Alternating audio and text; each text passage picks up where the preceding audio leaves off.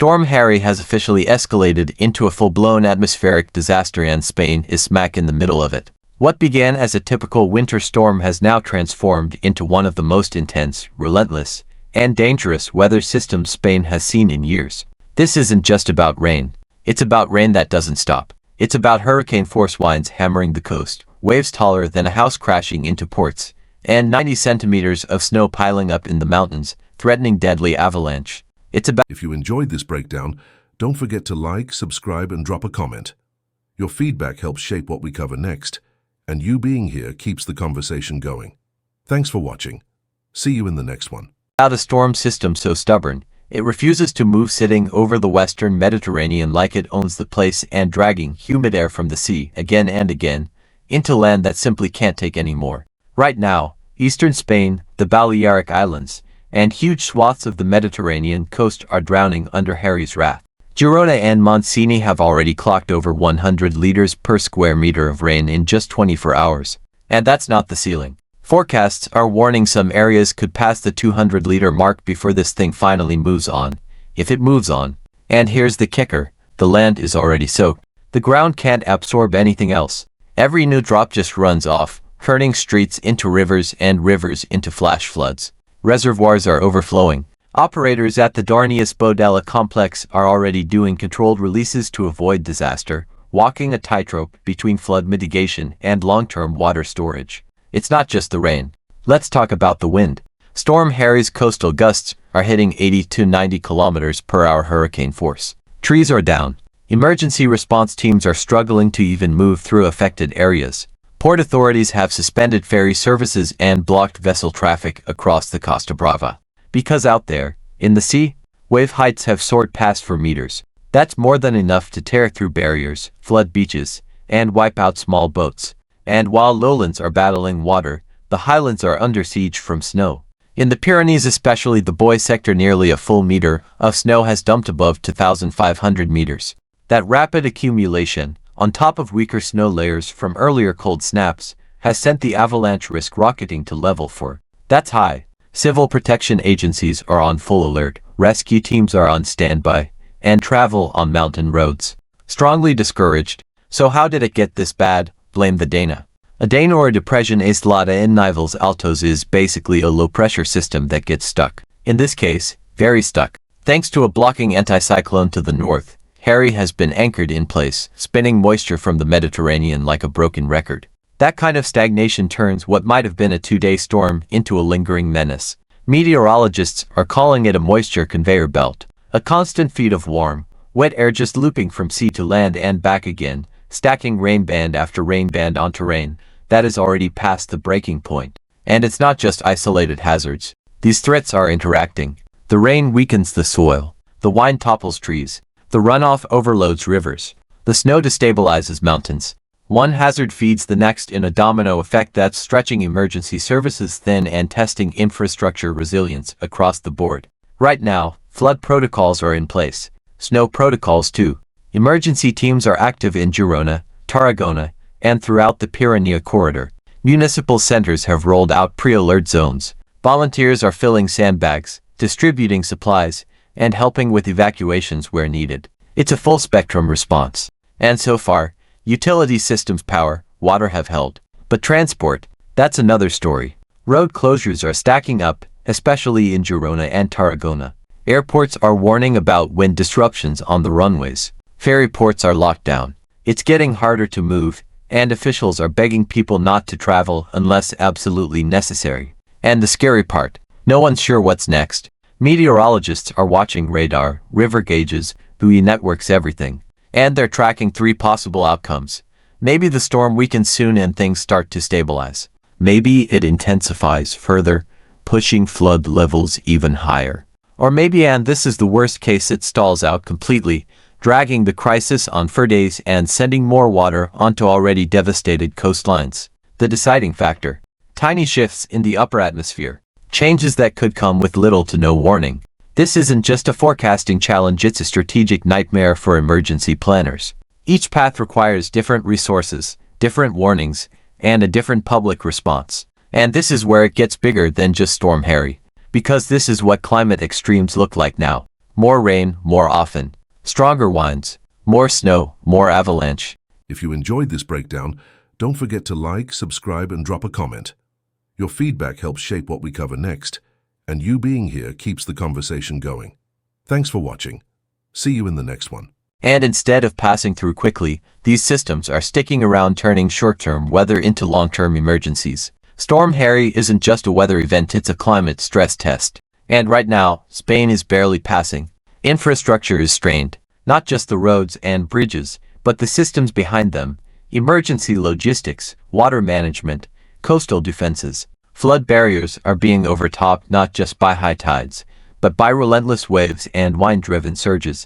Inland, it's the opposite problem: too much water with nowhere to go. And then there's the community response, which, frankly, has been impressive. In the middle of the chaos, neighbors are stepping up. Volunteers are doing what they can, sandbagging, delivering supplies, helping evacuate the vulnerable. It's a reminder that in the face of disaster, formal emergency plans only go so far. Real resilience comes from people on the ground, working together. But even the strongest community efforts can only do so much when the systems meant to protect them are overwhelmed. And as emergency responders deal with today's flooding, tomorrow's snow, and next week's infrastructure repairs, planners are already thinking about the next Dana, the next Harry. Because with weather events like this becoming more intense and more frequent, this won't be a one-off. Right now, it's Harry. Next time, it could be worse. So if you're watching from Spain, or from anywhere that's seeing stronger storms and shifting climate patterns, this is the warning shot. The line between weather and disaster is getting thinner. And once a system like Harry locks in, it doesn't just rain, it unravels everything. If you've been following the story or are in one of the affected areas, let us know what you're seeing on the ground. Drop a comment, share this with someone who needs to stay informed, and don't forget to subscribe for more real-time breakdowns of the moments where it all goes sideways. Stay safe and stay ready. The real danger with a storm like Harry isn't just the rain, or the snow, or the waves crashing over the seawalls. It's the illusion that this is just another storm, because it's not. It's a cascading series of crises wrapped in one relentless, immovable system. And the longer it sits, the more it reveals the cracks underneath what we think are stable systems. Take the flooding, for example. When people hear flash floods, they think about overflowing rivers, maybe submerged cars, dramatic footage of people being rescued in dinghies. And yes, that's happening.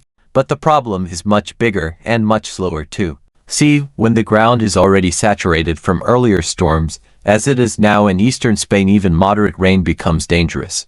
But Harry isn't bringing moderate rain. It's dumping huge quantities, hour after hour, day after day. We're not seeing isolated flash floods anymore. This is systemic flooding. Widespread surface runoff that doesn't discriminate between farmlands, highways, or residential streets. It's all underwater. And that's what's truly alarming, because water this widespread doesn't just destroy property. It paralyzes movement, halts commerce, shuts down cities. It makes everything harder. And it's not like you can just wait it out. With reservoirs like Darnius Bodella already at 86% and climbing, authorities are walking a tightrope. Controlled releases are necessary, but there are also calculated risks. You're literally choosing where to flood to save bigger systems from collapsing. There's no clean choice here, just crisis management. Then there's the wind. People forget how devastating wind can be when it teams up with rain. Gusts clocked at 80 to 90 kilometers per hour aren't just loud and inconvenient. They are tree toppling, roof ripping, emergency response blocking gusts. Add in heavy rain and you've got saturated soil turning trees into battering rams. Every fallen trunk across a road isn't just an obstacle, it's a delay in ambulances getting through, in supplies reaching shelters, in people being evacuated safely. And on the coast, those hurricane-force gusts are doing something even more insidious. They're driving the sea inward. Sea spray isn't just mist, it's salt water hurled across barriers, corroding infrastructure, soaking power lines, compromising everything it touches. Combined with waves over 4 meters high, it's no wonder ports have shut down and ferry services have been suspended. The Costa Brava isn't just getting splashed, it's getting overrun. Ports are restricting vessel traffic not out of caution, but out of necessity. Coastal defenses are failing in places. Seawalls are being tested in real time. And beachfront areas that were considered safe are finding out very quickly what a back-building rain band and persistent easterly winds can do to tide cycles. So now you've got flooding inland, coastal inundation at the edges, And up in the Pyrenees, total chaos, 90 centimeters of snow. That's not just a heavy snow day. That's avalanche country. And the danger isn't just the depth, it's the speed. Snow that falls this fast doesn't have time to bind properly to older layers, especially when those layers are already weak from earlier freeze-thaw cycles. This creates the perfect setup for slab avalanche. Those are the big, deadly ones that break off in huge chunks and slide down slopes with incredible force. Civil Protection Services have activated the NUCAT protocol. Mountain rescue teams are on alert. Level 4 avalanche warnings are in place. This isn't about staying safe while skiing. This is about entire corridors in the Pyrenees being at risk of sudden, violent snow movement. Travel on exposed mountain roads is being strongly discouraged, and honestly, that's putting it mildly. It's dangerous up there. And here's the really unsettling part. These aren't separate crises. They're stacked on top of each other. Every system, flood, wind, snow, coastal erosion, is feeding into the next. Saturated ground weakens trees, which fall in wind. Flooded roads block emergency vehicles. Snow collapses infrastructure under its weight. Ports can't get aid to islands. The chain reaction is real, and it's relentless. And throughout it all, Harry just sits there. That Dana system cut off from the jet stream, lodged under a northern high-pressure block, is spinning like it's on autopilot, pulling warm, wet air off the Mediterranean and slamming it into Spain over and over again. Meteorologists aren't being vague for the sake of drama when they say the storm's path is uncertain. They mean it literally depends on invisible shifts in the upper atmosphere that could send it spiraling into further chaos or finally breaking apart. 3 pathways. Only one of them ends soon. The other 2. One means the storm strengthens. The other means it stalls longer. Neither of those are good. And while forecasts keep refreshing, civil protection agencies have to prepare for all 3 scenarios at once. That means personnel on standby across multiple zones, water management systems operating at red line levels, and constant communication with municipal governments trying to hold the front lines. This is where strategy meets survival. Every minute this storm continues, cities have to make impossible choices. Do you evacuate neighborhoods now, or wait for more information? Do you close more roads, knowing it will trap some people but protect others? Do you hold back water in a reservoir for a future supply, or dump it to avoid overtopping? There is no clean playbook here. The only thing guaranteed is that if one system fails, if a dam gives out, or a major route becomes impassable, the fallout ripples instantly through everything else. And let's not forget, people are exhausted. This isn't a single-day emergency. We are on day after day of high alert. Emergency workers, municipal staff, volunteers, everyone's stretched thin. And Harry hasn't even made its final move yet. Yet despite everything, the lights are still on. Water's still flowing. That's because of meticulous planning, constant coordination, and an almost absurd level of improvisation behind the scenes. Spain's crisis response isn't perfect, but right now, it's holding back the worst of it. And even that is a warning sign. Because all this effort, all this coordination, just to barely contain one massive storm. That's the reality now. Not a fluke, not a rare event. This is what a climate-stressed world looks like. Blocking patterns like the one anchoring Storm Harry are becoming more frequent. Warm sea surfaces are feeding more moisture into the atmosphere. Rain events are intensifying. Storms are lasting longer. This isn't about a freak storm. It's about what's next. And that means everything from infrastructure to emergency protocols to urban planning needs to be rewritten. Because the storms aren't following the old rules anymore. Storm Harry is a wake-up call that doesn't come with a snooze button. So what can you do? If you're in Spain right now, stay informed. Respect the alerts. Don't take risks on the roads. And if you're not directly affected, pay attention. Because this storm might not be hitting your city today, but the systems behind it, they're global. And they're getting stronger. And if you're still wondering whether this is overhyped, think again. Storm Harry isn't a drama cooked up by weather sensationalists. It's a real-time stress test for how modern societies handle layered disasters. And so far, Spain's holding on, but just barely. It's not just one bad weather event. It's every kind of extreme hazard, all happening at once, under the thumb of one storm system that refuses to move. Think about it. Record-shattering rainfall totals, hurricane-force winds, violent coastal surges, and avalanche-level snow all in the same week, from the same storm. And while the systems in place are doing their best, flood protocols like INUNCAT are active, snow response units have launched NUCAT operations, and civil protection agencies are stretched across multiple provinces. The pressure is nonstop. Girona, Tarragona, the Pyrenees.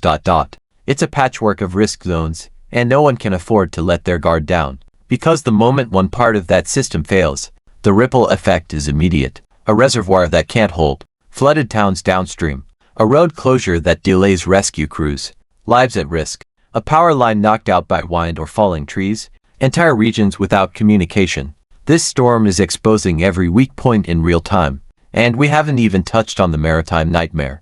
Along the Costa Brava, ports are sealed tight. 4-meter waves are hammering the shoreline like a metronome of destruction. Ferry services have been suspended not out of caution, but because it's physically impossible to operate safely in those conditions. Vessel traffic has been restricted. Coastal cities are watching their sea defenses erode hour by hour, and beachfront properties are discovering just how temporary permanent structures can be when the sea decides to move in. What makes all of this worse is how unpredictable it still is. Meteorological agencies are watching 3 possible futures unfold in real time. One where the system weakens, one where it intensifies, one where it stalls even longer. And the scary part, the storm's behavior could shift on a dime.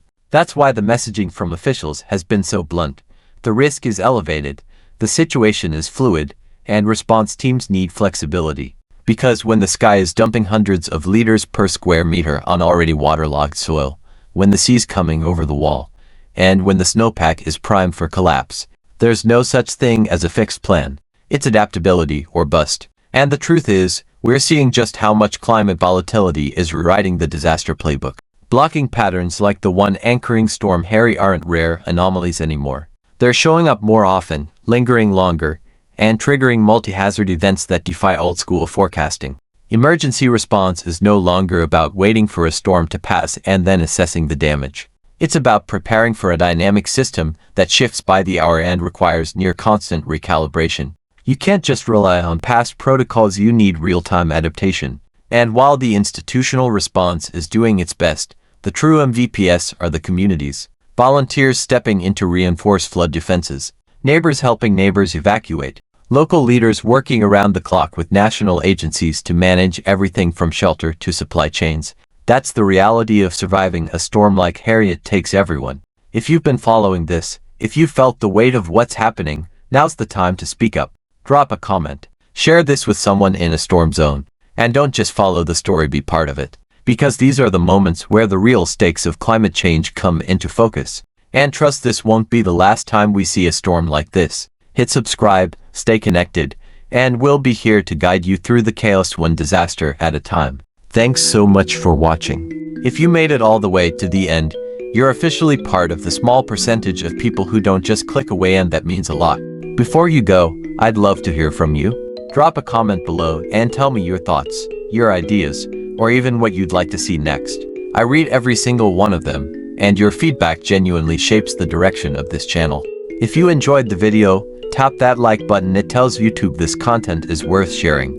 And if you haven't already, hit subscribe and turn on notifications so you don't miss the next upload. We've got more exciting videos coming, and trust me, you'll want to be here for them. This channel is just getting started, and your support helps it grow faster than you realize. Thank you again for spending a part of your day here with me. Stay curious, stay motivated, and as always, take care of yourself. Until next time, I'll see you in the next video.